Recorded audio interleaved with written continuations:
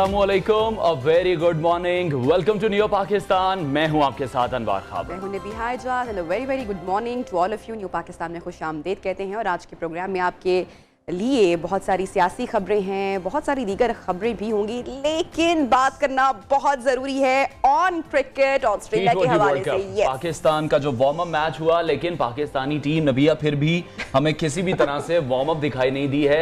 एक strategy plan जरूर change नजर आया कल के मैच में, लेकिन वो कोई खातिर खा कारकर्दगी शायद नहीं पेश कर सका। अनवार, ये जो प्रैक्टिस मैच है, ये सिर्फ हमने दूसरी टीम की प्रैक्टिस तो नहीं करवानी है भाई, कुछ अपनी भी प्रैक्टिस करनी है। और ऐसा लग रहा था कि आप सामने वाली टीम की प्रैक्टिस करवाई जा रहे हैं। उन्होंने कोई 11-12 छक्के मारे कल के प्रैक्टिस सेशन में और हमने सिर्फ 2 लगाए। फिर ओपनिंग जो कॉम्बिनेशन था अनवार, उस पर भी तनकीद। भाई समझ में नहीं आता, बाबर करे, रिजवान करे, फिर भी तनकीद, कोई और करे, फिर भी तनकीद। लेकिन जो पेयर भेजा गया, शान मसूद को भेजा गया, हैदर को भेजा गया, उन्होंने 6 ओवर्स में जो कारकर्दगी दिखाई है वो बहुत बेहतर रही है। उसकी बहुत तारीफ हुई है। 66 रन बनाए उन्होंने पहले 6 ओवर्स में, तो वो शायद एक बहुत अच्छा स्टार्ट देकर गए थे टीम को। और यही कहा जा रहा है कि उसके बाद अगर बाबर आते हैं, रिजवान आते हैं, शादाब आते हैं और फिर नवाज आते हैं, तो जो मिडल ऑर्डर के जो मसाइल हैं शायद वो इस तरह से लेकिन फिर भी देखा हमने कि खुशदिल जो है वो 0 पर ही चले गए। आगे मिडल ऑर्डर का वही हाल रहा, कैचेस, फील्डिंग, इतने मसाइल थे, हमारे दिलों को खुश नहीं कर पाए। और ऐसा लगा कि मतलब कि कुड़ता है आदमी के गली मोहल्ले में भी अगर कोई मैच खेला जाए ना, तो वो भी शायद अच्छा। चलें डिटेल करेंगे इसके ऊपर, आगे करेंगे, क्योंकि मैं जो प्रोग्राम में हमारा एक कंप्लीट सेगमेंट है क्रिकेट के हवाले से, हमारे सीनियर एनालिस्ट भी हमारे साथ मौजूद होंगे। अभी हम नजर डाल लेते हैं पहले टॉप स्टोरीज पर। इस्लामाबाद की तरफ मार्च होगा, राना सनाउल्लाह की भी तैयारी मुकम्मल। नवाज शरीफ की वापसी की सरगोशियां, क्या नून लीग अपने कायद की वापसी के लिए संजीदा है? अवाम को सब्सिडी मिलेगी और ना ही कर्जों पर रिलीफ। पेट्रोलियम लेवी भी बढ़ाई जाए। क्या डार का दौरा वाशिंगटन नाकाम रहा? आलमी इदारे यकीन दहानियों पर यकीन क्यों नहीं कर रहे? वार्म अप मैच में शिकस्त, बाबर आजम की नई स्ट्रैटेजी भी नाकाम। क्या ये वर्ल्ड कप भी ब्लड प्रेशर की अद्वियात के साथ ही देखना पड़ेगा? वायरल होने की जंग, असल मसाइल पर भी सवालात। क्या वायरल की दौड़ ने बच्चों को नफ्सियाती मरीज बना दिया है?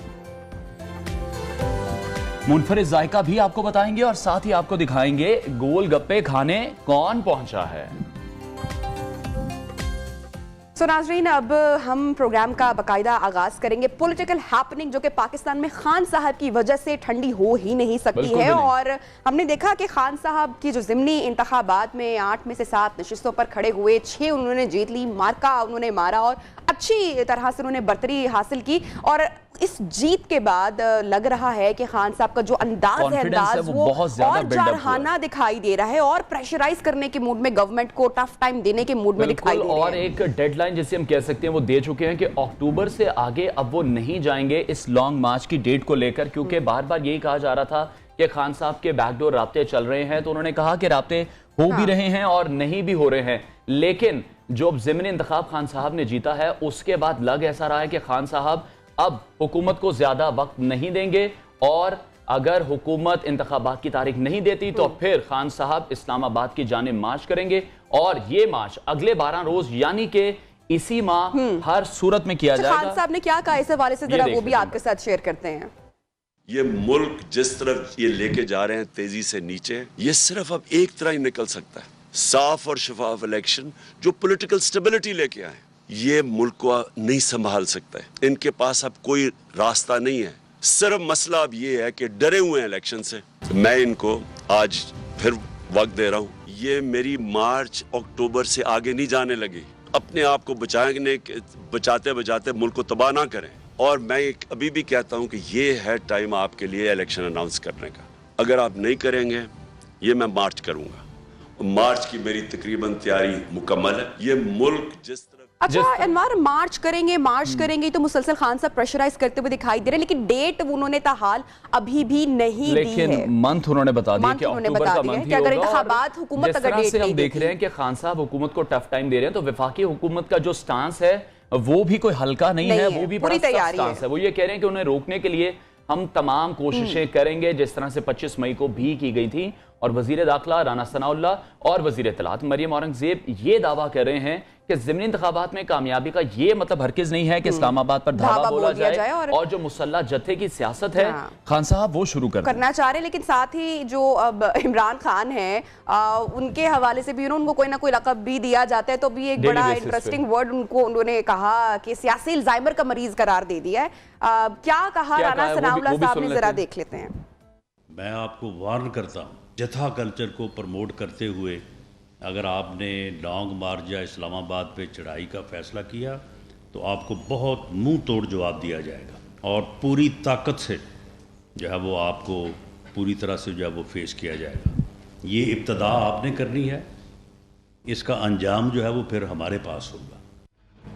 ज़िमनी इलेक्शन के अंदर 8 सीटों में से 6 सीटें जीतना, जो 8 की 8 इमरान खान साहब की सीटें थी। ज़िमनी इलेक्शन जीतने का ये मतलब नहीं होता कि आपको लाइसेंस मिल गया है कि आप कैपिटल के ऊपर यलगार कर दें। उसका मतलब ये नहीं होता कि आप धौंस धमकी के साथ गाली देकर, वार्निंग्स देकर, अलर्ट्स जारी करके इलेक्शन का मुतालबा करें। आपने 6 सीटें जीत ली तो आज गाली देना इलेक्शन कमिश्नर को। और जो तुम्हें तकलीफ है, आज पूरी प्रेस कॉन्फ्रेंस में तकलीफ आर्मी चीफ की तानियाती। नवाज शरीफ अपने आइन के मुताबिक, कानून के मुताबिक ये हक रखता था कि आर्मी चीफ की तानियाती करे। तुम्हारे लोग तुम्हारे कहने के ऊपर अफवाज पाकिस्तान के खिलाफ मुहिम चलाएं, जो पिछले 4 साल तुमने किया। उस वक्त क्यों नहीं ह्यूमन राइट्स वॉच को लिखा?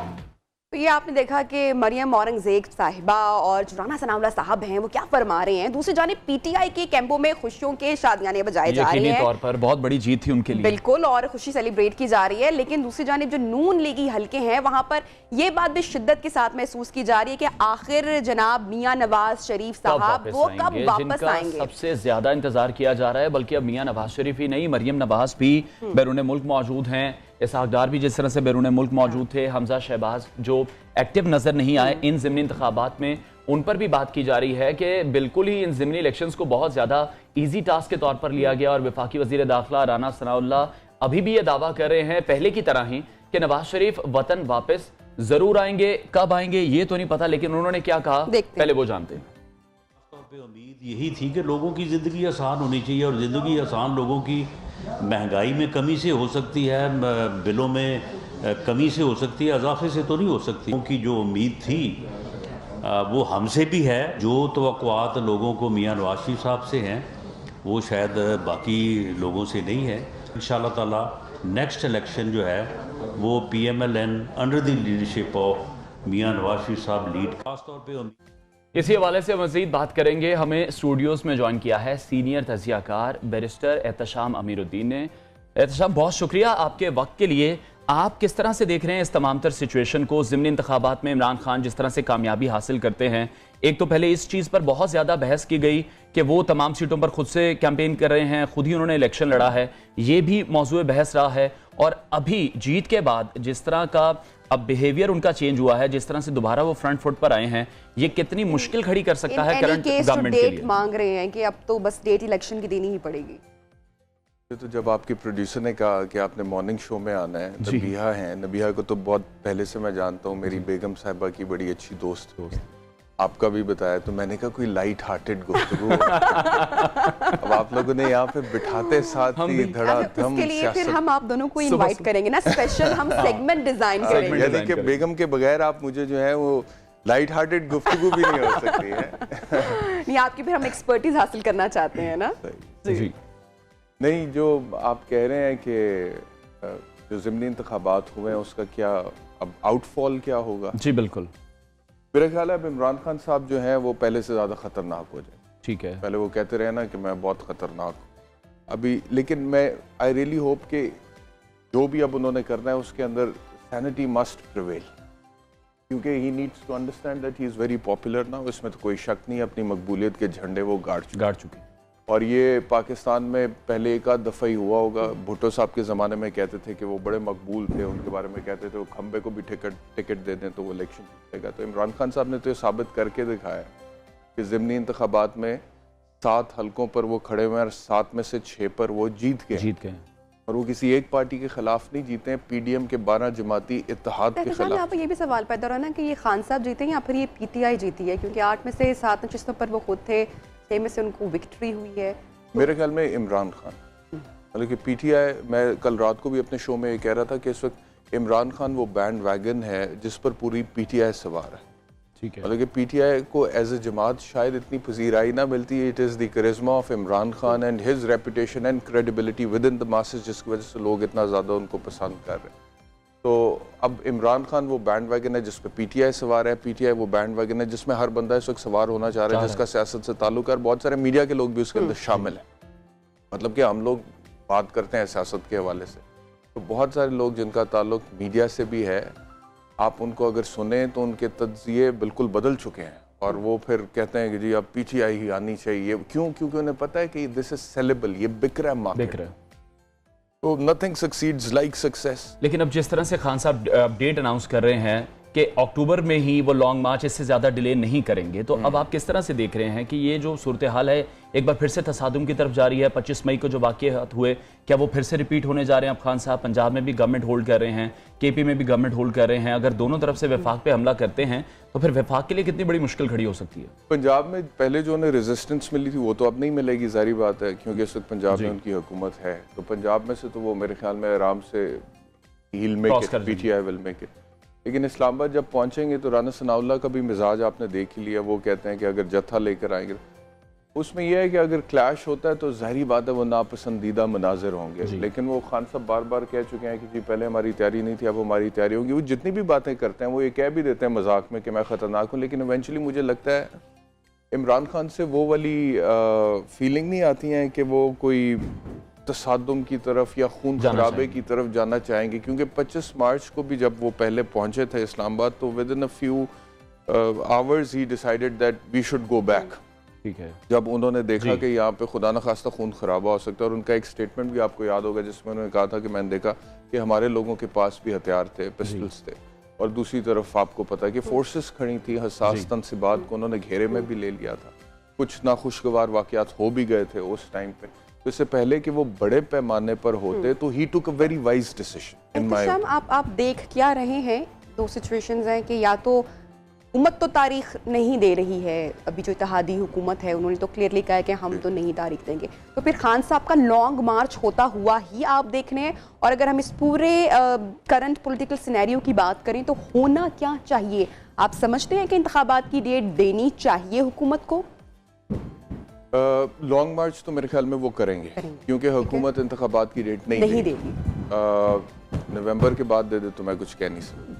थोड़ा मतलब कि अगले साल में थोड़े अर्ली इलेक्शंस हो जाएं तो that might be a possibility, because उसके बाद हालात तब्दील हो सकते हैं। क्योंकि खान साहब भी वो खदशे का इजहार कर चुके हैं ना कि अगर इंतखाबात हों तो वो अक्टूबर की ही डेट चाहते हैं। उसके बाद तो वो कहते हैं कि फिर तो सिनेरियो तब्दील हो गई। खान साहब ने काफी देर से कहते आ रहे हैं, वो होता हुआ नजर नहीं आ रहा, वो होता हुआ नजर नहीं आ रहा। नंबर एक। नंबर दो ये है कि दूसरा ये है कि देखें ना, इसमें मैं पहले भी कह चुका हूँ कि ठीक है इमरान खान साहब बड़े मकबूल हो गए हैं, लेकिन मकबूलियत पैमाना तो नहीं होता ना कि अब आप कहें कि मेरी मर्जी के मुताबिक आप हर चीज करें। ठीक है, अब इलेक्शंस जो है उसका एक मोडस ऑपरेंडी, एक मैकेनिज्म, एक तरीकाकार, एक वक्त आइन में कानून में दर्ज है। इलेक्शन एक्ट 2017 का है। अब उसके मुताबिक अगर इलेक्शंस लिखे हुए हैं कि होने, और इस वक्त जो लोग हुकूमत में हैं, चाहे आप उनको चोर डाकू लुटेरे क्यों नहीं कहते हैं, ठीक है, वो 12 जमातों का इत्तेहाद ही क्यों नहीं है, but the fact of the matter remains कि वो खुद क्लेम कर रहे हैं कि उनके पास 176 सीटें हैं पार्लियामेंट में और नंबर जो चाहिए वो 172 का है। या तो आप उस नंबर को ब्रेक कर दें, जैसे आपके खिलाफ ब्रेक हो गया था, तरीके अदम एतमाद हुई, कामयाब हुई, आप चले गए हुकूमत से। If you can break it, good enough. If you can't break it, you can only pressurise the government through peaceful protest के आप अर्ली इलेक्शंस कराएं, लेकिन उससे ज्यादा कानून और आइन के दायरे से बाहर जाके तो आप कुछ नहीं कर सकते। ठीक है, लेकिन अभी जिस तरह से हम सिचुएशन देख रहे हैं, इमरान खान की मकबूलियत का ग्राफ ऊपर जा रहा है और नवाज शरीफ की वतन वापसी अभी नजर नहीं आ रही, तो जो नून लीग के वोटर्स हैं, सपोर्टर्स हैं, वो अभी इसी वेट में है, जिसकी वजह से हम देख रहे हैं कि नून लीग का जो वोट बैंक है काफी हद तक मुतासिर हो चुका है। कोई भी क्रेडिबल अगर हम उनका कहें कि जो नुमाइंदा है, कारकुन है, वो सामने नहीं आ रहा। मरियम नवाज भी इस वक्त बाहर चली गई हैं, शहबाज शरीफ भी उस तरह से एक्टिव नहीं है। मेरे ख्याल में वो मियाँ साहब को लेने ही गई हैं। अब वो वापस आएंगी तो मियाँ साहब को अपने साथ लेकर ही आएंगी, और हालात साजगार मियाँ साहब की वापसी के लिए हो चुके हैं, बना दिए गए हैं। इसहाक डार साहब वापस आ चुके हैं, आपने देखा है, और मैंने तो पहले भी कहा था कि इस तरह से होता नहीं है जिस तरह से डार साहब की वापसी हुई है। अगर कोई बंदा इश्तिहारी होता है तो उसका नाम FIA ब्लैक लिस्ट में होता है और जैसे ही वो एयरपोर्ट पर लैंड करता है पहला काम ये होता है कि FIA वाले उसको अरेस्ट करके पुलिस के हवाले कर देते हैं।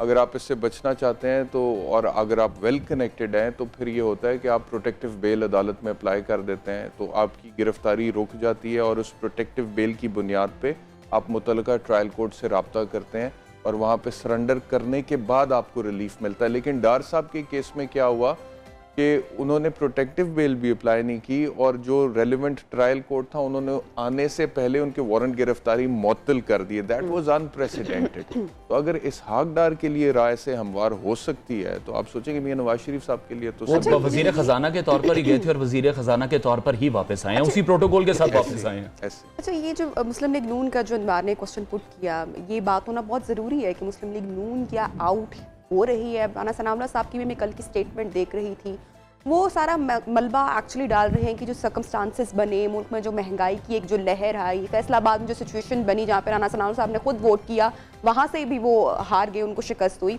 वो ये कहने कि जो महंगाई है इसकी वजह से जो उनका वोटर है वो बड़ा हर्ट हुआ। ये मसाइल पहले से चलते आ रहे थे, पॉपुलैरिटी मुस्लिम लीग नून की कम नहीं हुई, लेकिन जो मुल्की मसाइल है उसकी वजह से ये मैं नहीं कह रही, ये जो है मतलब कि मैं राना साहब का का लॉजिक जो है कितना इनकॉम्प्रिहेंसिबल है। आप देखें ना कि वो जी महंगाई की वजह से हो गया है, नून लीग की पॉपुलैरिटी, भाई नून लीग की पॉपुलैरिटी कम हुई क्योंकि महंगाई बढ़ी ना। किसने महंगाई कंट्रोल करनी थी? आप ही ने तो करनी थी। आप आए, आप कहते थे। एक स्कूल ऑफ थॉट ये भी है कि जिस दिन मियां मोहम्मद नवाज शरीफ प्लांट करेंगे उस दिन वोट हालात चेंज होंगे, ये तासुर दिया जाता है, ये तासुर दिया जाता है जिस तरह से डॉलर को गिराकर इसहाक डार की वापसी को हमारे लिए बहुत अच्छा बनाया गिर गया सर डॉलर अभी बस जितना जिस तरह से गिराया गया था और जिस तरह से वो वापस आ रहा है। उन्होंने कहा था कि जी 1300 अरब कर्जे कम हो गए जी, लेकिन अभी तो मामलात वैसे ही लेकिन अब इंटरनेशनल मार्केट में पेट्रोल $120 फी बैरल पे था, तो ये शहबाज शरीफ साहब जो तकरीबन 250 के करीब पेट्रोल ले गए थे, थोड़ा बहुत नीचे अब आया जी। लेकिन यह है कि इस वक्त तो $90 पे चला गया फी बैरल पे इंटरनेशनल मार्केट में, लेकिन ये रिलीफ नहीं दे रहे हैं आवाम को, इनको देना चाहिए। ठीक है, वो उसकी एक वजह ये भी है कि IMF के साथ, लेकिन हमेशा से ही बेस इसी बात को बनाया जाता है कि पिछली गवर्नमेंट के माहदे थे, हम उन्हीं का खुमियाजा भुगत रहे हैं। ये बेशक पाकिस्तान तरीके इंसाफ हो या मुस्लिम लीग नवाज हो, पीपल्स पार्टी हो, बेवकूफ बनाने के वो तो यकीनी तौर पे अब हमेशा से बनते आए हैं, लेकिन इसका हल नहीं निकल रहा। आपके हर चीज पिछली गवर्नमेंट के ऊपर आप डाल दें। पिछली गवर्नमेंट 150 के ऊपर पेट्रोल छोड़ के गई थी, आप उसको 250 के ऊपर ले गए थे। वो डॉलर 184-85 पर छोड़ के गए थे, आप 240-45 पर ले गए। स्टॉक एक्सचेंज की जो हालत आपने 4, 4.5, 5 महीने में की, कर्जा जितना आपने चढ़ाया।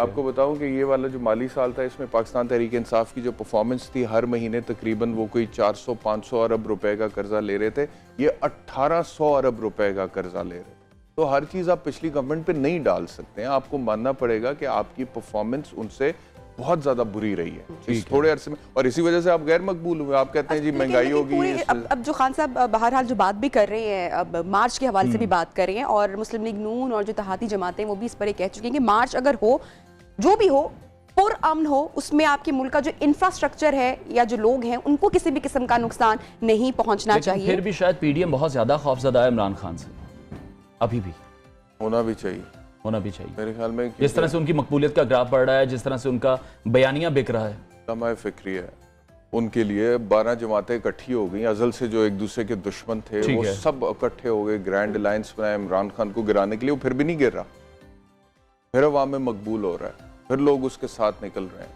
ठीक है, 12 जमातें इकट्ठी हैं और इंशाल्लाह अगली दफा हम आप दोनों को इकट्ठे बुलाएंगे आपको, और प्लीज लाइट हार्टेड गुफ्तगू करें। बिल्कुल, और राना सनाउल्लाह साहब की बात नहीं करेंगे, बिल्कुल नहीं करेंगे। बहुत शुक्रिया। सीनियर तज़कियाकार एहतशाम अमीरुद्दीन हमारे साथ शरीक गुफ्तगू थे, और उन्होंने अपना एक कंप्लीट स्टांस इस चीज पर ही रखा कि जो PDM है उसको इमरान खान से डरना चाहिए, क्योंकि जो उनकी मकबूलियत का ग्राफ है वो डे बाय डे बढ़ता जा रहा है। हमारा पैगाम यही होगा कि अगर मार्च भी होता है तो वो पुरअमन मार्च हो, मुल्क का या किसी शख्स को कोई नुकसान नहीं हो। इसके साथ ही बढ़ेंगे एक छोटी सी ब्रेक की जानिब। ब्रेक के बाद ज्वाइन करते हैं, stay with us. Thank you.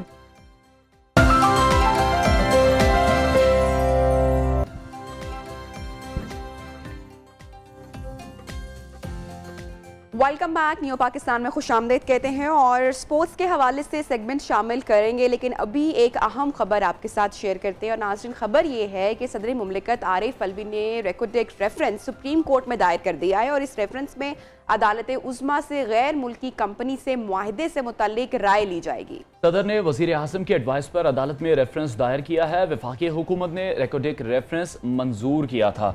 इस हवाले से हम मजीद बात करेंगे। न्यू न्यूज़ के नुमाइंदे जहां से अब्बासी ने हमें ज्वाइन किया, जहां से बताएगा काफ़ी देर से हम देख रहे हैं कि ये मामला चल रहा है। अभी इस रेफरेंस में क्या कहा गया है? जहां ज़ेब अब्बासी को हम दोबारा कोशिश करेंगे कि उनके साथ कनेक्ट कर सकें, अभी हमारे साथ मौजूद नहीं है। बहरहाल एक अहम इतला है, खबर है, शेयर कर रहे हैं। सदर मुमलिकत आरिफ अलवी की जानिब से रिकॉर्ड रेफरेंस सुप्रीम कोर्ट में दायर कर दिया गया है और इस रेफरेंस में अदालत उज़्मा से गैर मुल्की कंपनी से मुआहदे से मुताल्लिक राय ली जाएगी। सदर ने वज़ीर आज़म की एडवाइस पर अदालत में दायर किया। वफाकी हुकूमत ने रिकॉर्ड रेफरेंस मंजूर किया।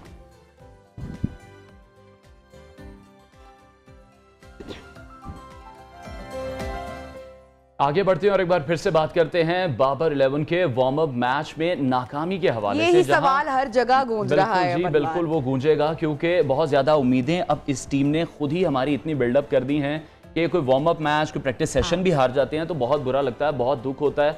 खास तौर पे जो कल हमने देखा कि एक्सपेरिमेंट किए गए थे, जिसको देखकर ऐसा लग रहा था कि शायद अब कोई बेहतरी आएगी, क्योंकि ये एक बहुत बड़ी आलमी जंग है क्रिकेट की। बाबर आजम पर बड़ी देर से तनकीद की जा रही थी और ऊपर से टीम मैनेजमेंट पे कि ये जो ओपनिंग कॉम्बिनेशन है इसको चेंज किया जाए, बाबर बाद में आए। तो मेरे ख्याल से वो कल हुआ है, उसके ऊपर हम एनालिसिस भी शेयर करेंगे। लेकिन बाहर अगर कल पाकिस्तान के वार्म अप मैच की बात की जाए तो उसमें क्यों नहीं चल पाए हमारे शाहीन, ग्रीन शर्ट्स क्यों नहीं परफॉर्म किया? एक तो बड़े बड़े अनवार स्टेडियम्स हैं ऑस्ट्रेलिया के और वहां पर अगर आप सिक्सर की कोशिश करेंगे तो वहां पे कैच होने का बहुत ज्यादा मार्जिन है। तो बड़ा सोच समझकर स्ट्रैटेजी के साथ खेलना पड़ेगा और मुझे लग रहा है कि कल पाकिस्तान टीम ने इंग्लैंड की ही प्रैक्टिस करवाई, अपनी प्रैक्टिस वो नहीं कर पाए। देखते हैं अब किस तरह से पाकिस्तानी टीम इस टूर्नामेंट को लेकर चलती है। लेकिन जब हम गुज़श्ता रोज़ का मैच देख रहे हैं, बर्सपन में जो मैच हुआ है, वार्म अप मैच में इंग्लैंड ने पाकिस्तान को शिकस्त दी है और इस मैच में शान मसूद, हैदर अली ने ओपनिंग की है। उनकी ओपनिंग की हमने देखा कि काफी तारीफ हुई है। जिस तरह से बाबर या रिजवान खेलते थे तो शायकीन को ये उनसे शिकायत होती थी कि वो जो स्लो रन रेट को लेकर चलते हैं। बिल्कुल ऐसी है, सेम हियर। मैं भी ये चाहता हूँ कि रिजवान और बाबर ही ओपनिंग करें। अब अगर कोई परफॉर्मेंस खराब हो जाती है, इतनी जल्दी शायद डिसीजंस नहीं लेने चाहिए और T20 वर्ल्ड कप को तो इन डिसीजंस का मरकज नहीं बनाना चाहिए। साथ ही साथ शाहीन वापस आए हैं तो शाहीन से भी काफी जो लोगों की उम्मीदें हैं वो वाबस्ता हैं। बिल्कुल शाहीन को वेलकम बैक कहेंगे। लेकिन मुबस्सिरीन ये कह रहे हैं कि जो ओपनिंग जोड़ी है उसके बाद अगर तीसरे नंबर पर बाबर आते हैं, फिर रिजवान आते हैं, फिर नवाज हैं, शादाब हैं, तो फिर जो मिडल ऑर्डर का मसला है वो हल हो सकता है। तो ये सब हम पूछेंगे। हमारे साथ जो सीनियर एनालिस्ट मौजूद हैं, पीजे मीर साहब। मीर साहब बहुत शुक्रिया आपके वक्त के लिए। आपने कल प्रैक्टिस सेशन देखा, प्रैक्टिस सेशन को शायद उस तरह से इतना सीरियसली नहीं लेना चाहिए, लेकिन आप काफी रिलैक्स, आपने आते ही कह दिया था यार प्रैक्टिस मैच, कोई गल नहीं, ठीक है। लेकिन अभी जो लोगों के जज्बात हैं वो तो अब इस टीम से एक्सपेक्टेशन बहुत बढ़ चुकी है जब से इन्होंने इंडिया को हराना शुरू कर दिया। खास तौर पे देखिए दो चीज़ें कि जब आप क्रिकेट खेलते हैं या सियासत में जाते हैं, सियासत में हार कोई तस्लीम नहीं करता जी, और पॉलिटिक्स में और स्पोर्ट्स के अंदर हम हार तस्लीम नहीं करते। हमारे पास फ्रेंचाइज नहीं है कि हम हर मैच जीतें। ठीक है, आप खेलें, एंजॉय करें और विक्ट्री आपको आ जाएगी, प्रोवाइडिंग आपका एक गेम प्लान हो। ये गेम प्लान कभी भी नहीं था। जब मैं खेल रहा था पाकिस्तान के लिए 8 काउंटी क्रिकेटर्स खेलते थे, आज वो नहीं है। क्रिकेट ज़्यादा हो गई है, क्रिकेट टफ है compare to perhaps my times, and लड़कों की फिटनेस, मेंटल स्टेलनेस, ये सब काउंट करती है। ये बिल्कुल सही बात है कि अगर आपके पहले 3 जब आउट हो जाते हैं तो फिर बाद में फरिश्ते खेलते हैं आके, अल्लाह को दुआएं देते हैं और इधर उधर से कोई पीरों की मदद के साथ हम चल जाते हैं। So the question is that is not the way to do it. England की टीम जो उसने परफॉर्मेंस यहाँ दी है आपने देख लिया, दे वर फाइटर्स।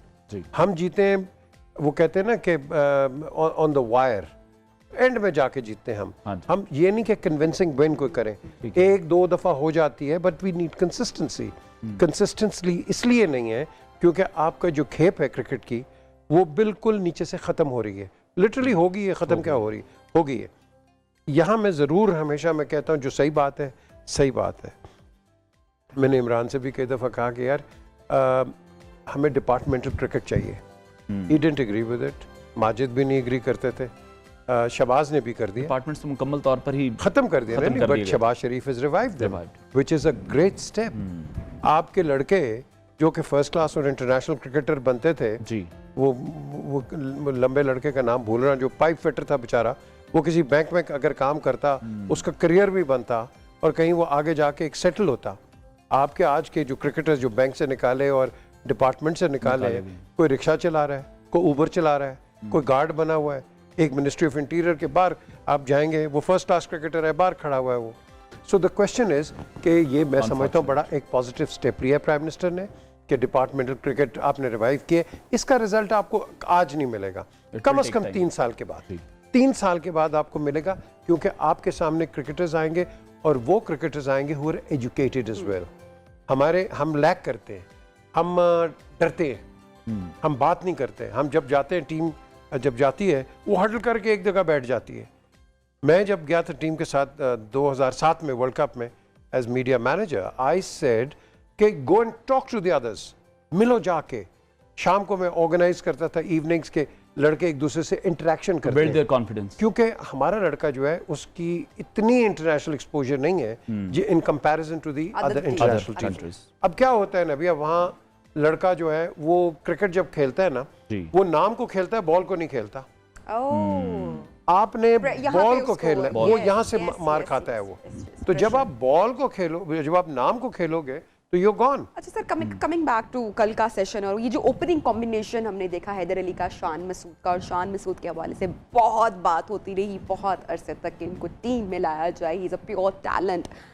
आपको लगता है कि अब जो मैच होगा पाकिस्तान का फर्स्ट, और नबिया के स्पेशल फेवरेट है, नबिया हर शो में उनका नाम लेती है। नहीं, मैं मेरे 2-3 बाबर आजम देखें, बाबर आजम, शाहीन शाह अफरीदी, शान मसूद, मैं बाबर की कर गई हैं। हाँ, रिजवान भी, मतलब हाँ, तो बे फेवरेट है, हमारे स्टार हैं, क्यों ना हम इनको वो करें। आपको लगता है कि यही कॉम्बिनेशन आगे जाना चाहिए, या जो हम बाबर रिजवान का एक वो देखते हैं, वो एक थ्रिलिंग एक मोमेंट हो जाता है कि वो आते हैं, आपको क्या लगता है किससे होगा? देखो, नंबर 1 बाबर एक ऐसी फाइंड है जो कि मैं समझता हूँ it's gem in the feather, and he's a great player, but he's got to start to play for the team, not for himself. ये नंबर 1 चीज़ है कि ये नहीं कि तुम फंस जाओ अपने 50 के ऊपर, तुम खेलो टीम के लिए। ये होती है teamsmanship. Same goes for the Rizwan या नहीं? रिजवान तो खेलता है टीम के लिए ना, ठीक है, उसकी तो क्रिकेट आपने देखी है, जिस तरह T20 में खेला है वो, आई मीन आउटस्टैंडिंग। बिल्कुल, लेकिन वो नहीं देखता, दोनों पर लगा था कि दोनों शायद अपने लिए प्ले कर रहे हैं, टीम के लिए। रिजवान और बाबर दोनों का नाम आया। बाबर का मैं ज्यादा कहूंगा, रिजवान का नहीं। शान मसूद, इसको मैंने बचपन से देखा हुआ है, इसके बाप ने बहुत इस पे मेहनत की है, and he is the result of a very hard work, और ये बहुत टैलेंटेड लड़का है। और इसके साथ अंदर डाल दिया फिर बाहर निकाल दिया, इस तरह नहीं आप कर सकते हो। आप इसको कंसिस्टेंसी, भाई तुमने 6 मैचेस खेलने, परफॉर्म करो या ना करो। हम ये नहीं करते। आप वो देखो ना, वो आप इस पिछले T20 के अंदर lastminute.com कभी उस्मान कादिर को कह रहे हो हाँ जी तुम खेल रहे हो मैच, उसको पता ही नहीं अगले दिन मैंने खेलना है कि नहीं। आप इनको मेंटल बिल्डअप दें, आप प्लान करें। हम lastminute.com पे प्लानिंग करते हैं। मैंने हमेशा मैनेजमेंट जब भी हमने देखा कंसिस्टेंसी दिखाती है, तो सोशल मीडिया पर इतना प्रेशर बिल्डअप हो जाता है, आपको लगता है कि उसका इफेक्ट भी जाता है टीम मैनेजमेंट के इन फैसलों पर? बाबर आजम लेते हैं कि मैंने उनका रिसेंटली एक क्लिप देखा, वो ट्विटर पर बहुत वायरल हुआ, आई एम श्योर हम सबने देखा, लेकिन हम नाम नहीं लेंगे उन्होंने किसका जिक्र किया। आई डोंट थिंक सो कि वो इतना प्रेशर सोशल मीडिया का लेते होंगे, लेकिन हाँ जो ऑन ग्राउंड प्रेशर है वो तो ऑब्वियसली खिलाड़ी पर होता है। देखें, ये आपका पॉइंट बड़ा इंपॉर्टेंट है जी। ये अगेन ये हर एक का अपना अपना एक स्टाइल होता है। मैंने इनके सबके इंटरव्यूज बंद कर दिए। ये सारे आता था, बड़ा बहुत प्रेस आती है आपके पीछे जी, नो इंटरव्यूज, नन। आपने क्रिकेट खेलनी है, इंटरव्यू देने नहीं है इधर आना आपने। क्या आप जाके टीवी पे आ रहे हैं, कोई ये कर रहे हैं, वो कर रहे हैं। चूंकि टाइम का हमें ब्रेक का भी कहा जा रहा है, पाकिस्तान का जो भी ये कॉम्बिनेशन है और जो स्ट्रैटेजीज और वीकनेस को देखते हुए, क्या आप समझ रहे हैं कि इस वर्ल्ड कप में पाकिस्तान कहां तक जाएगा, सेमीफाइनल, फाइनल तक, या उससे पहले? और फेवरेट टीम कौन सी है वर्ल्ड कप में इस वक्त? मैंने पहले कहा हमारा फ्रेंचाइज कोई नहीं है। We have to give a best performance. हारो, फाइट करके हारो, ये नहीं कि बिल्कुल नीचे जाके गिर के हारो। मेरी नज़र में मैं समझता हूँ पाकिस्तान के पास पोटेंशियल है, इसके पास टैलेंट है, सिर्फ इसको आपने रिफाइन करना है, दैट्स ऑल। लास्ट क्वेश्चन के ये जो वर्ल्ड कप है हमें ये भी ब्लड प्रेशर की गोलियां साथ रख के देखना पड़ेगा, मतलब ये टीम हमें सूखा सांस नहीं लेने देगी, किसी भी बॉल पे, किसी भी आप कह लें उस चीज पे हमारा सांस अटकाए रखेंगे। दिल की धड़कनें, दिल की धड़कनें जो है, दिल की धड़कनें सियासत से नहीं आपकी हो रही, सर सियासत से तो हम आदी हो गए हैं मेरा ख्याल है, लेकिन नहीं देखें, इन लड़कों को आपने बैक करना है जी, बिल्कुल हम जज्बाती हो जाते हैं, हमें प्रैक्टिकल होना है। और आपने एक चीज नोट की है कि पिछली सीरीज के अंदर एशिया कप में हम जीत गए, इंडिया हम जीत गए, अच्छा बताएं अब क्या करेंगे? मैंने कहा बात सुनो, तुम ठहर जाओ, और पूरा मीडिया लगा हुआ था पाकिस्तान के खिलाफ, ठीक है जी। जब हम जीत गए, मीडिया जो मुझे कॉल करता था इंडिया से, उसने कॉल करनी बंद कर दी। क्यों? बिकॉज आप इतने हाइप पे मत लेके जाएं जहां आप खराब हो जाते हैं। Thank you so much sir, आपने हमें ज्वाइन किया स्टूडियोज, और बेस्ट विशेस कहते हैं हम अपनी सारी टीम को, जो फर्स्ट मैच हो सबके छक्के छुड़ा देने हैं। बहुत अच्छी बात की कि हम ही वो लोग हैं जिन्होंने टीम को बैकअप करना है, उनका साथ देना है, और उनके लिए अभी पॉजिटिव बातें ही करें, उनको ज्यादा प्रेशर में लाने की जरूरत नहीं है। Best of luck. लेते हैं ब्रेक जनाब, ब्रेक के बाद आपको ज्वाइन करेंगे, स्टे विद अस।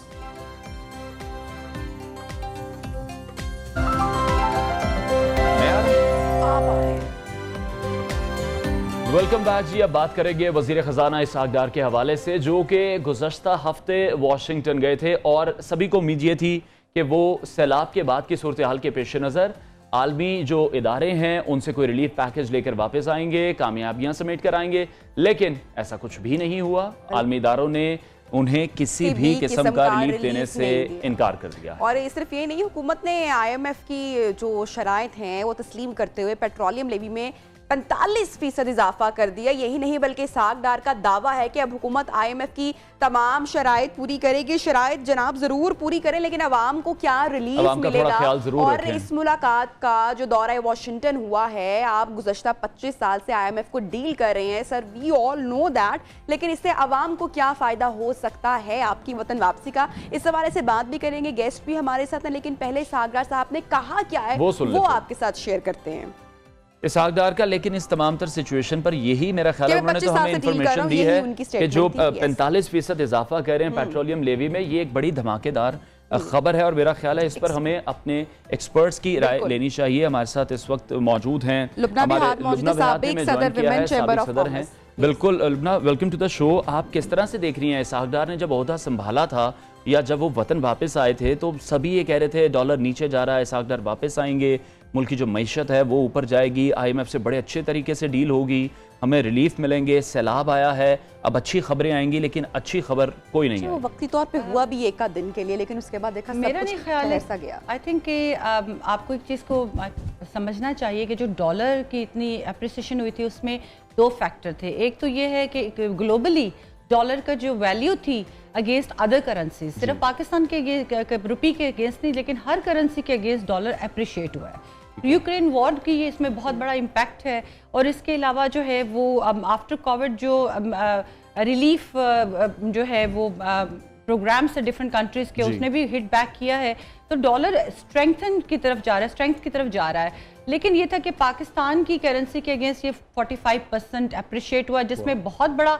एक एटलीस्ट 12 से 15 रुपए जो है वो मार्केट मैनिपुलेशन थी, जो कि बहुत, अब सब लोग इसकी बात कर रहे हैं। इवन स्टेट बैंक ने भी ये नोटिस लिए कि कुछ बैंकों ने जो है वो इस सिचुएशन से फ़ायदा उठाया और डॉलर की जो है वो अप्रिशिएट करने में अपना जो है वो रोल अदा किया। जाहिर है कि वो अपनी प्रॉफिट्स की तरफ देख रहे थे, जिसमें आई होप कि आप जो है वो जो हमारे रेगुलेटर है स्टेट बैंक, इसको वो बहुत सख्ती से लेगा। तो इसहाक डार साहब की जो पॉलिसीज रही हैं उनको ये सारे मार्केट मैनिपुलेशन की बहुत अच्छी तरह पता है, and he has dealt with it. उन्होंने बहुत अच्छी तरह से उनको पहले डील किया हुआ है। तो ये 10 से 15 रुपए की जो एकदम से जो है कमी हुई है, वो मार्केट मैनिपुलेशन को वो जो मैनिपुलेटर्स उन्होंने खुद ही करना ये बंद कर दिया। तो उनको पता था कि कुछ के जो है गिरफ्त में आ जाएंगे। गिरफ्त में, लेकिन जी आप हाँ जी, तो लेकिन जो है आपको ये देखना चाहिए कि डॉलर आज अगर आप देखें तो पाउंड के एट पार हो चुका है जी। आप तो डॉलर की जो है वो स्ट्रेंथन जा रहा है, और उसके अलावा जो है तो जाहिर है कि इसमें रुपये पे उस पर दबाव तो पड़ेगा। जबकि हमारी जो पॉलिसीज है वो आप देख लीजिए कि जो इकोनॉमी और हमारा सारा मीडिया है, हमारा सारा सोशल मीडिया है, it's a very focused towards politics, it's not focus towards economy. Nobody is talking about economy. जो हमें आपने बड़े अच्छा आपने पॉइंट रेस किया, मुसलसल हम यही सुनते आ रहे हैं कि जो पॉलिटिकल स्टेबिलिटी है वो हमारी इकोनॉमिकल जो स्टेबिलिटी है उसको मुतासिर करते जा रही है। इस पर आप क्या राय या कमेंट करेंगे, क्योंकि जो महंगाई की शरह है वो दिन ब दिन हम देख रहे हैं कि बढ़ रही है और आवाम जो है उनकी अब चीखें निकलना शुरू हो चुकी हैं। मफादात हैं सिर्फ सबके। बिल्कुल जी, मैं ये कहना चाहूंगी कि देखिए, अगर बीमारी होती है किसी जिस्म में तो आप कंसल्टेंट के पास जाते हैं, आप उसकी दवाई लेते हैं, आप उसका देखते हैं, आप टेस्ट करवाते हैं, आप उसकी डायग्नोसिस करवाते हैं, उसके साथ अगर कोई और ऑर्गन खराब हो रहा होता है आप उसके भी कंसल्टेंट को ऑन बोर्ड ले लेते हैं, आप बीमारी का इलाज करते हैं। लेकिन यहाँ पर यह है कि जो फोकस है वो इलेक्शंस पे है, फोकस है वो लड़ने झगड़ने पर है, फोकस है कि जी पीडीएम ने कितनी नशिस्तें ले ली, एक दूसरे की ऑडियो वीडियो लीक्स करने पे है। जी बिल्कुल, वीडियो लीक्स पर है, आवाम भी बहुत ज्यादा इस पे फोकस्ड है। तो जो एक जो मेन जो कर्क्स है वो आप और हमारे जो एस्टेब्लिशमेंट और बाकी सारे जो प्लेयर्स हैं, दे ऑल थिंक के एक आदमी आके हर चीज चेंज कर सकता है। That's not true. वो एक आदमी आके ओवरनाइट कोई चीज भी चेंज नहीं कर सकता। Economy has been in shambles, economy has been वो बहुत इम्पैक्ट हुई है। हमारी पॉलिसीज, हमारी गवर्नेंस, हमारी रिपीटेड जो मिस्टेक्स जो हम कहते हैं कि जितने भी हमें जब भी हमें विंडो ऑफ अपॉर्चुनिटी मिली अपनी इंडस्ट्री को स्ट्रेंथन करने की, हमने उसको नहीं किया। हमें आदत पड़ गई है फ्री मनी की। लुबना जी, इंडस्ट्री को हम कैसे स्ट्रेंथन करेंगे? फैसलाबाद में कितनी सारी जो इंडस्ट्री मतलब सनतें हैं वो शटडाउन वो हो चुकी हैं क्योंकि बिल्स इतने ज्यादा आए हैं। कोई बड़ा से बड़ा बिजनेसमैन भी इस वक्त उस सिचुएशन में नहीं है कि वो चीजों को अफोर्ड कर सके। लुबना देखिए, बात यह है कि पहले तो जो है वो हमारी इकोनॉमिक इंस्टेबिलिटी हुई जिसकी वजह से काफी बड़ा सेटबैक हुआ। फिर अल्लाह ताला की तरफ से जो सैलाब का अजाब आया, वो भी उसकी भी अगर आप बिल देखिए तो वो 16 से 35 अरब तक की हमें एस्टिमेट है कि ये इसका हमें नुकसान हुआ है। हमारी बहुत सारी क्रॉप्स 90% खत्म हो गई। आपकी जो कॉटन क्रॉप थी जो कि लोकल मार्केट को सपोर्ट करती थी और उसके लिए कम थी, हमारी टेक्सटाइल इंडस्ट्री के लिए कम थी और हम कॉटन को इंपोर्ट कर रहे थे। इसके साथ साथ यूक्रेन वॉर्स ने जो है वो वैसे ही कॉटन की जो है वो कीमतें बढ़ा दी, गंदम की कीमतें बढ़ा दी। गंदम पाकिस्तान एक जमाने में गंदम को एक्सपोर्ट करता था। वीवर जो है हम एग्री बेस्ड कंट्रीज थे। पता नहीं कहां पर आके क्या हुआ कि हम आज जो है वो गंदम भी इंपोर्ट कर रहे हैं। डे बाय डे हम देख रहे हैं कि मुश्किलात जो हैं वो बढ़ रही हैं। बिल्कुल, हालत ये है कि हम अफगानिस्तान से प्याज खरीद रहे हैं और हम अफगानिस्तान से टमाटर खरीद रहे हैं और उनको डॉलर्स में पे कर रहे हैं। तो आप देख सकते हैं कि अल्लाह ताला की तरफ से भी जो है एक हमारे लिए आजमाइश है और वो किसी भी एफएम के लिए, किसी भी गवर्नमेंट के लिए ये बहुत बड़ा टास्क है स्पेसिफिकली। लेकिन अगर बात करें वजीर खजाना के दौरे वाशिंगटन की, तो हमने देखा कि वो बिल्कुल उम्मीदों के बरक्स रहा। जितनी बातें हमें बताई गई थी, जिस तरह से पोर्ट्रे किया गया था कि जब इसहाक डार आएंगे तो ये होगा, ये होगा, ये होगा, लेकिन कुछ भी नहीं हुआ। हमने देखा कि सैलाब के बावजूद भी जो आलमी इदारे हैं पाकिस्तान की उस तरह से मदद करने को तैयार नहीं है। कहाँ पर कमी रह रही है? देखिए, मेरा ये ख्याल है कि बहुत सारी बातें जो है वो देयर बैकडोर डिप्लोमेसी होती है, बैकडोर बातें होती हैं। IMF को आप हमेशा लेंडर है, एक उसने आपको पैसा देना है, उसने कुछ शराइत पे पैसा देना है, वो शराइत अपनी पूरी करनी है, इसके बाद उसने अपने आप को मनी रिलीज करनी है, उसका भी एक प्रोसेस है। और जो बहुत सारी ऐसी बातें होती हैं जो क्लोज डोर होती हैं और बहुत सारी ऐसी बातें होती हैं जो ओपन में होती हैं। और ऑफ कोर्स कि हम सबको ये पता है कि तो IMF जो है वो उसका सबसे बड़ा जो फंडर है, जो फंड करता है हमको, सबसे बड़ा जो कंट्रीब्यूटर है वो अमेरिका है और बहुत कुछ जो है यूरोपियन कंट्रीज है ज़्यादातर। तो उसमें जो है उनका इन्फ्लुएंस डेफिनेटली है। जो आपको पैसा देगा वो आपको अपनी शराइत तो मनवाएगा। तो मेरा ये ख्याल है कि इसको ये कहना कि बिल्कुल ये जो है ना हमें इनकार कर दिया, चिट्टा इनकार कर दिया, भेज दिया, ये कर दिया, वो कर दिया, I think jumping the guns है। हम लोगों को ये होता है कि एक जो टॉक्स होती हैं वो वन टॉक नहीं होती, सीरीज ऑफ टॉक होती है। और जब आप लेंडर के पास जाते हो तो लेंडर कहता है अच्छा जी जो आपने वो वादा किया था वो भी पूरा किया, इसका क्या किया, उसका क्या किया। तो बहुत सारी चीजें वो मांगेंगे, कुछ हम देंगे, कुछ हम लेवरेज लेंगे, इट विल टेक टाइम। लेकिन ये एक बहुत ही शॉर्ट टर्म सोल्यूशन है। मैं बार-बार कह रही हूं, डिसअपॉइंटिंग नहीं था मिफ्ता इस्माइल साहब को हटाया गया। इसहाक डार के बारे में मैं स्पेसिफिक एक जुमला बोलूंगी, हम बार-बार सुनते रहे कि वो आएंगे और एक जादू की छड़ी घूमेगी और मुल्की हालात ठीक हो जाएंगे। ये हमने हर अखबार में भी देखा, एनालिसिस के अंदर भी हमने सुना। लेकिन अब जब वो दौरा करके आए हैं तो उसमें हमें कोई अच्छी खबर नहीं है। तमाम शराइत भी पूरी करेंगे। मैं कह रही हूँ कि सब कुछ हो, लेकिन जो बेचारे इस वक्त आवाम है उनको कोई उम्मीद, कोई होप कि आने वाला टाइम, अगर हम इलेक्शंस की बात कर लें तो क्या चीजें, महंगाई की लहर, कुछ मामला बेहतर होंगे, रुपए की कदर यही बातें अब हम देख रहे हैं कि अब नवाज शरीफ के लिए हो रही हैं, क्या वो आएंगे तो रिलीफ मिलेगा? मेरा ख्याल है कि हमें शख्सियात से निकलना पड़ेगा, एज अ कॉम, as a nation, as analyst, as political scenario से निकलना पड़ेगा। अगर हम वोट्स आज भी, अगर हम अपनी सोच बदल लें और हम कहें कि जी it's all about economy my friend, वो एक ज़माने में क्लिंटन का एक ये जो है वो इलेक्शन स्लोगन था, तो हम इस इलेक्शन स्लोगन में हम उस पार्टी से पूछे कि भाई अगर तुम आओगे तो तुम छोड़ दो ये जो इस एहतसाब से एहतसाब है, तो हमारे लिए क्या होगा, व्हाट इज द, तो पाकिस्तान को जो है वो इस दलदल से निकालने का क्या प्रोग्राम है? आप देखिए कि जो भी अमेरिका में जो वोटिंग्स होती है वो पॉलिसीज पे होती हैं। यहाँ पर पाकिस्तान जो पार्टी का मंशूर है, मेरा ख्याल है पार्टी का किसी वर्कर ने भी नहीं पढ़ा होता, पार्टी के किसी लीडर ने भी नहीं पढ़ा होता। तो मेरा ख्याल है कि यहाँ पर बहुत ज़रूरी है कि हम लोग अपनी सोच बदलनी है कि एक दिन में कोई भी चीज़ नहीं ठीक हो सकती। इकोनॉमिक्स का एक असूल है कि कोई भी पॉलिसी है वो जब तक के 5 साल तक सक्सेसफुली इंप्लीमेंट नहीं होती है, उसका फ्रूट नहीं आ सकता कंसिस्टेंसी के साथ। बिल्कुल। और इसके बाद पाकिस्तान तो इस वक्त वो एक बीमार इकोनॉमी ऑलरेडी है, और मेरा ख्याल है कि ये बहुत एक विंडो, सैलाब की आफत भी हम पर आ गई, सैलाब की आफत आ गई है। इसके बाद फिर यूक्रेन वॉर ने इसका बहुत इम्पैक्ट हमने लिया है। फिर हमारे जो गर्दिशी कर्जे हैं वो बढ़ते रहे, कुछ हमारी पॉलिसीज ने भी हमें सपोर्ट नहीं किया बहुत ज्यादा।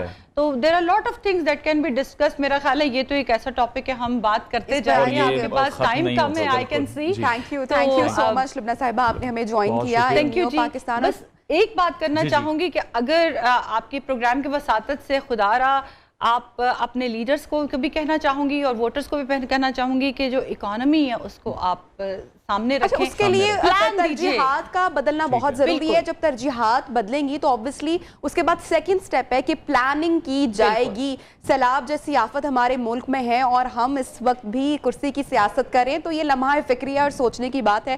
लुबना साहिबा, बहुत शुक्रिया, आपने हमें ज्वाइन किया। अच्छा, आप कुछ बात कर लेते हैं, जैसे कि मैंने कल भी अनवार से कही थी कि भाई गुजरता वक्त है और न्यू फॉर्मेट, नया अंदाज, एक प्रोग्राम हम आपके लिए लेकर आए, तो ऐसे में खाने पीने का ख्याल बिल्कुल भी नहीं रहता है। लेकिन हमारी टीम ने क्या करें, इतना जुल्म किया, इतने मजे के दिलचस्प खाने के हवाले से पैकेजेस एंड रिपोर्ट्स तैयार किए हैं, वो भी आपके साथ शेयर करना जरूरी, और ऐसे में क्रेविंग भी बड़ी होती है। अच्छा, अगर लाहौर की बात की जाए, पंजाब की बात की जाए, तो यहाँ पर कीमे वाला नान तो बहुत ही फेमस है। ऐसे कराची हम जाते हैं तो कराची की बिरयानी का जिक्र करते हैं, लाहौर में कीमे वाला नान आपको हर तरह का मिलेगा, हर तरह के जायके का मिलेगा। लेकिन अब एक नई चीज़ मार्केट में आई है, आई एम श्योर आप लोग शायद पसंद भी करे होंगे, ट्राई भी किया, मैंने तो अभी तक ट्राई नहीं किया, और ये पिज़्ज़े वाला नान। तो पिज़्ज़े वाले नान में ऐसा क्या स्पेशल है, आइए आपको इस हवाले से एक छोटी सी रिपोर्ट दिखाते हैं।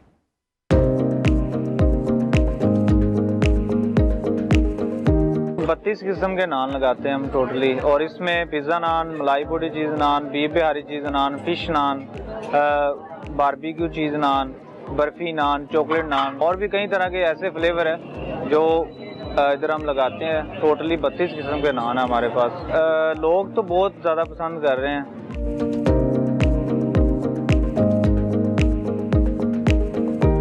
सबसे ख़ास जो है वो है पिज़्ज़ा नान। पिज़्ज़ा नान इसकी डो सबसे स्पेशल है, और ख़ास तौर पे ये ऐसे दूधिया टाइप बनती है इसकी ब्रेड, और इसको बाद में हाफ फ्राई किया जाता है। इसकी शेप पहले शेप बना के हाफ फ्राई करके फिर उसको पिज़्ज़े की टॉपिंग यानी कि इसके ऊपर करते हैं, और पिज़्ज़े की टॉपिंग में बहुत यानी कि जो सा इसका चिकन है वो बहुत मज़ेदार बनाया हुआ है।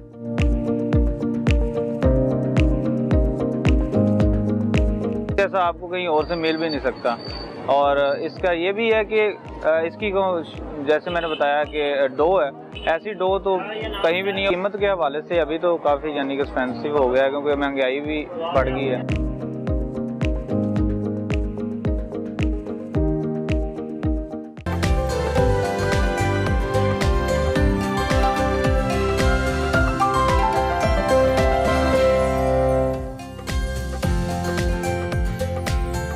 Welcome back to new Pakistan. और अब हम बात करेंगे कुछ वायरल वीडियोस के हवाले से, जो कि आजकल एक वायरल वीडियोस का सीजन चल रहा है। और नबिया, मेरा ख्याल है आपकी भी कोई वीडियोस शो की काफी वायरल होती रहती हैं, आप भी काफी फेमस हो गई हैं। हाँ, अगर लोगों की पसंद का शो करें तो या उनकी नापसंद का करें तो दोनों सूरतों में वायरल होने का चांस होता है। वायरल वीडियो की बात करेंगे वो हमारे मुआशरे को किस तरफ लेके जा रहा है, ये अभी मेरी समझ में नहीं आ रहा। अनवर, टिकटॉक पर तो हमने देखा पहले बहुत एक तवील अरसे तक, अभी भी देख रहे हैं कि ट्रेंड है, बहुत सारे स्टंट्स भी किए जाते रहे हैं, लोग फेमस होने के लिए कुछ भी करते हैं, लेकिन ये अगर शौक बच्चों तक जाए तो आई थिंक ये इट्स अ सीरियस थिंग। इसमें आ रहे ये वायरल वीडियो पहले आपको दिखा देते हैं, फिर उसके बाद बात करते हैं।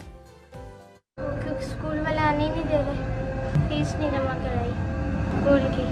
पापा PIA में थे, उन्होंने निकाल दिया, तो फिर अब बीमार हैं घर में, वो पापा को परेशान नहीं करना ना मेरे, जब तक आप फीस नहीं जमा कराओगे तब तक नहीं आने देंगे। तो कितने महीने की फीस है?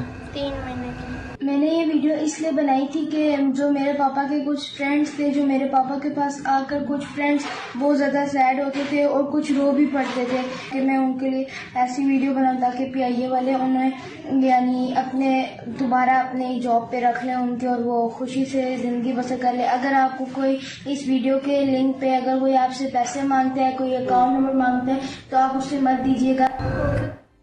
सो आपने ये दोनों वीडियोस देखी, पहले बच्चा वीडियो शेयर स्कूल के बाहर की, कुछ मिलियंस के करीब व्यूज चले गए थे और लोगों के इमोशंस भी बहुत इन्वॉल्व हुए उसमें। उसके बाद बच्चे को वजाहती वीडियो तो बनाना पड़ी, लेकिन उसने बहुत सारे सवालात इस पर पैदा कर दिए। बहरहाल हमारे साथ इन स्टूडियोज मौजूद हैं साइकाट्रिस्ट माहिर नफ्सियात डॉक्टर शाजिब, उनसे इस पूरे मामले के ऊपर जरा गुफ्तगू कर लेते हैं।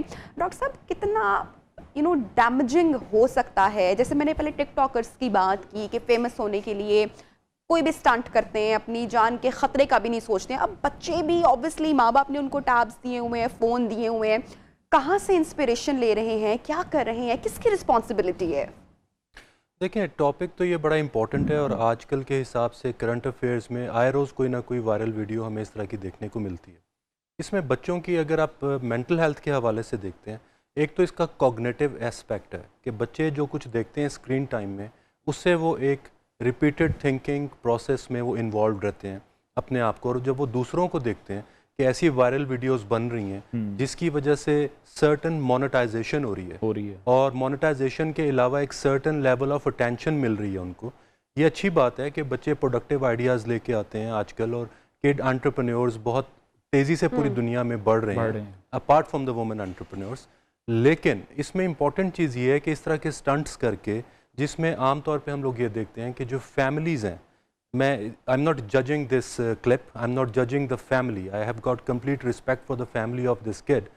मैं जनरली बात कर रहा हूँ कि बच्चे भी मोनेटाइजेशन के जब एस्पेक्ट्स देखते हैं डिजिटल मोनेटाइजेशन के, तो उनके अंदर एक कॉग्निटिव और थिंकिंग और बिहेवियरल ड्राइव पैदा होती है कि हम लोग भी छोटी उम्र में कुछ ऐसा कर जाएं जिसकी वजह से हमें बहुत रातों रात बैठे बैठे व्यूज़ मिलें और पैसे मिलना शुरू हो जाएं, चाहे वो रील्स की सूरत में हो या वीडियोस की सूरत में हो। अब होता ही है कि ये लोग जब स्क्रीन टाइम पे ज़्यादा टाइम स्पेंड करते हैं, तो इनका जो परसेप्शन है और इनका जो थिंकिंग प्रोसेस है, इनका जो कॉग्निशन है, वो रियल वर्ल्ड से कट के उस साइबर वर्ल्ड के अंदर वो रहना शुरू करते हैं, ज़्यादा कनेक्ट रहते हैं। हम देखते हैं कि वो डेंजरस वीडियोज़ बनाते हैं, हम देखते हैं कि अटेंशन सीकिंग वीडियोज़ बनाते हैं, और इवन हम लोग देखते हैं कि माजी में चाइल्ड पोर्नोग्राफी के हवाले से भी इस तरह की डेंजरस वीडियोस हमने देखी हैं, जिसमें बच्चे बाज़ औक़ात अपनी सेल्फ अब्यूज़ की इमोशनल या फिजिकल या सेक्सुअल बना के तो अटेंशन सीकिंग, ब्लैकमेलिंग और मोनेटाइजेशन को, लेकिन जिस तरह से वायरल क्लिप हमने अभी आपको भी दिखाया, हमने देखा कि मिलियंस ऑफ पीपल ने, मतलब इतने ज़्यादा लोगों ने वीडियो देखी है, बड़ा वो इस वीडियो से इमोशनली कनेक्ट हुए हैं और उन्होंने कांटेक्ट भी करने की कोशिश की है इस बच्चे से मदद करने के लिए। लेकिन फिर वही बात आ जाती है कि जब इस तरह के इश्यूज़ को हम देखें कि सिर्फ वायरल होने के लिए उठाया जाएगा, तो फिर लोगों का जो एक ट्रस्ट लेवल है वो भी तो ख़राब होगा। अच्छा, यहाँ पे डॉक्टर साहब आई हैव अ डिफरेंट पर्सपेक्टिव मैं ज़रूर शेयर करना चाहूँगी। इस बच्चे की जो हमने वजाहती वीडियो देखी है, उसमें वो क्लैरिफाई ये कर रहा है कि उसके फादर के फ्रेंड्स आते थे और जो जॉबलेस थे, और उनको उस बच्चे ने रोते हुए देखा।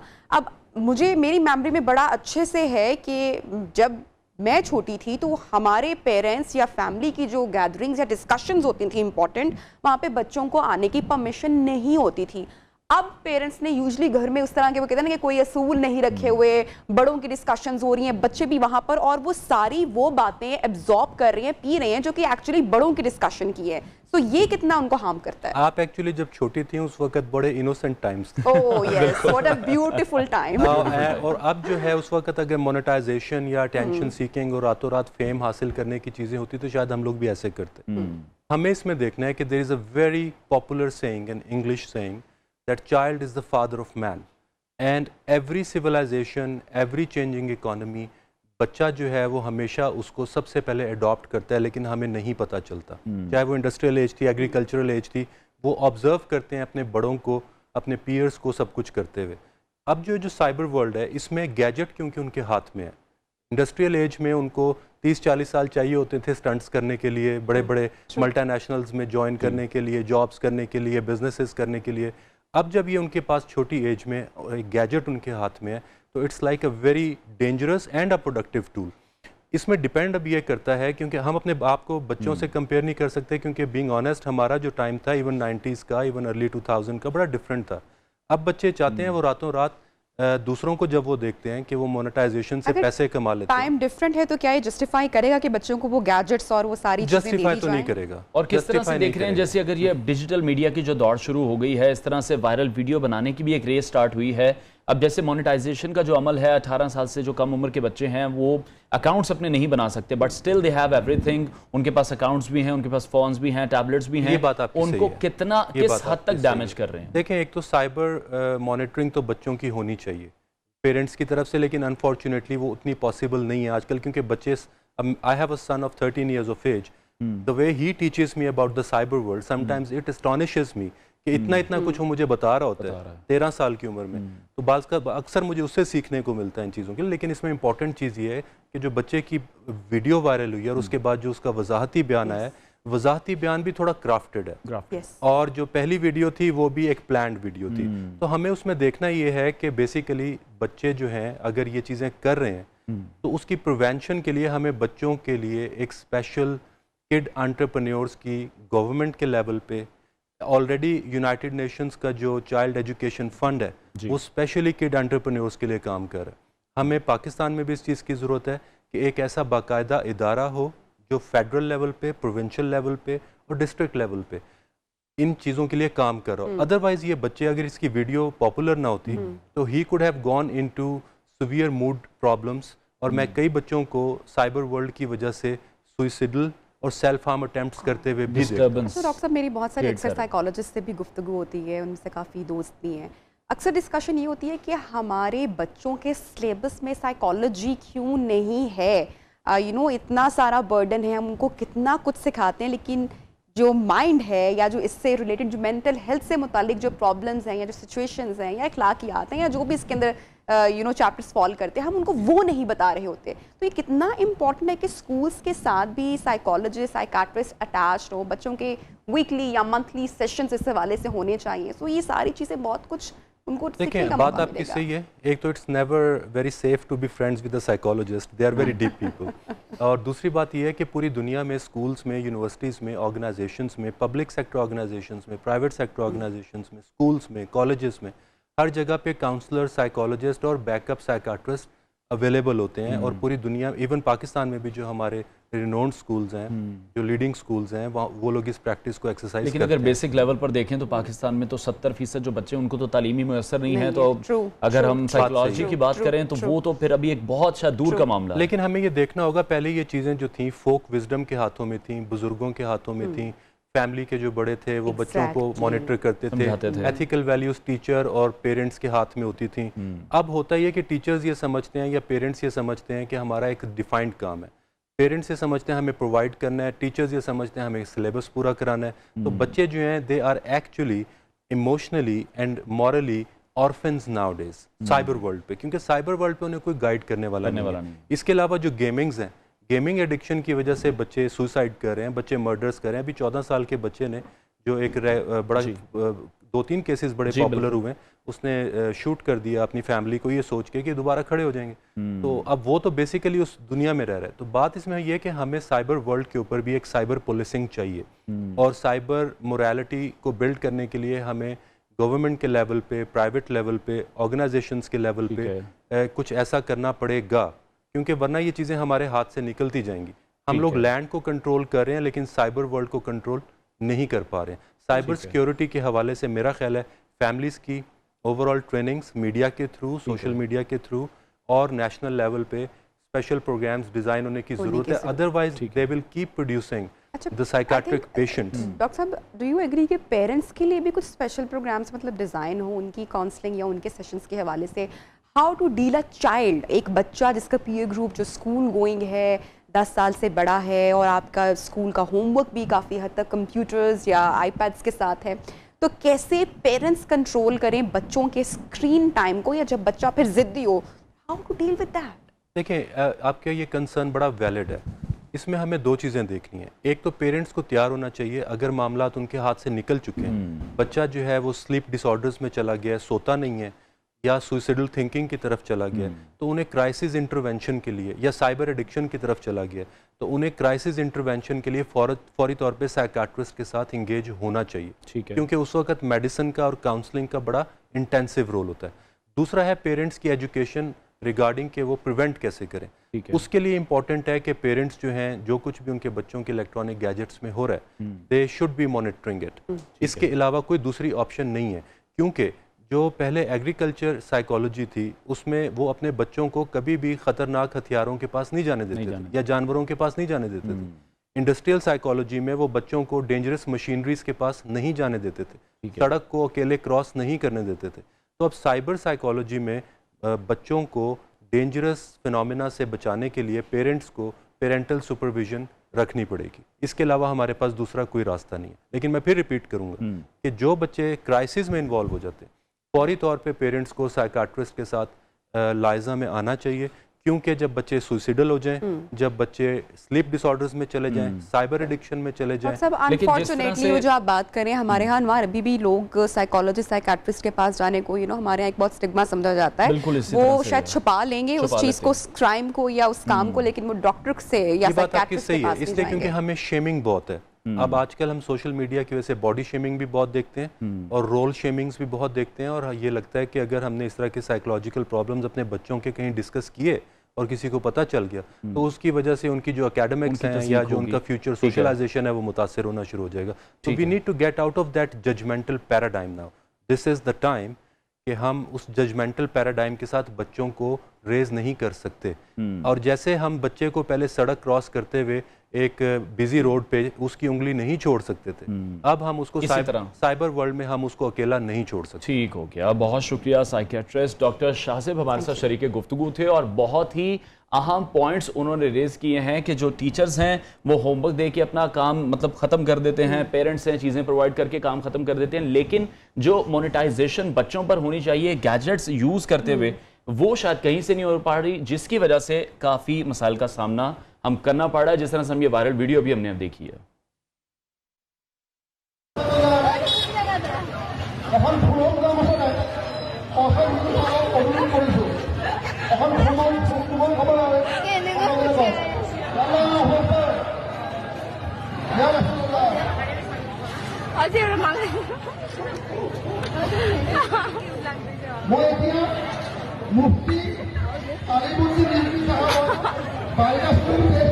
तो जनाब वायरल वीडियो का आपने तस्करा किया अनवार, हमारी टीम ने फौरन से पहले एक और वायरल वीडियो प्ले कर दी। हर एक के सर पर ऐसा लग रहा है कि वायरल वीडियो सवार है। इंसान तो क्या, बच्चे तो क्या, ये हाथी भी वायरल होना चाहता है। अब इस हाथी की काउंसलिंग अनवार कौन करेगा? पानी पूरी खाने पहुंच गया और पानी पूरी हमने देखा कि पाकिस्तान में, बांग्लादेश में, इंडिया में, इन तीनों ममालिक में बहुत ही ज्यादा फेमस है, जिसे गोलगप्पे भी कहा जाता है। हमारे साथ साथ हाथी के भी जज्बात हैं, उसको भी भूख लगती है, उसका भी दिल करता है पानी पूरी खाने को। किस तरह से गोलगप्पे खाने पहुंचा। लेकिन नदिया इसमें ये है, आपसे मैं पूछूंगा क्योंकि लड़कियों को बहुत ज्यादा शौक है इस तरह की वो जो चटपटी चीजें खाने का, मुझे बिल्कुल भी नहीं है, इसलिए मैं आपसे पूछूंगा आपका गोलगप्पे खाने का क्या एक्सपीरियंस है? मैंने शौहर की ना जिंदगी मुश्किल की हुई है कि मुझे लाहौर के बेहतरीन गोलगप्पे खिलाओ। अभी तक अगर देख रहे होंगे प्रोग्राम, बल्कि क्लिप भेज दूंगी, अभी तक मुझे उमैर अच्छे गोलगप्पे नहीं मिले हैं।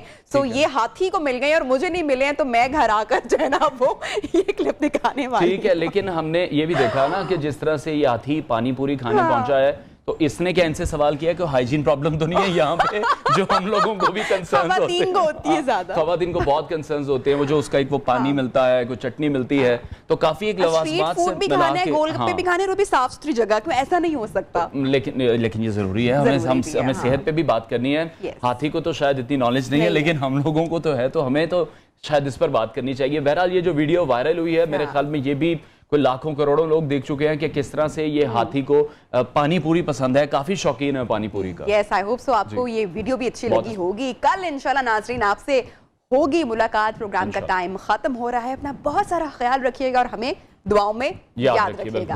अल्लाह हाफिज़।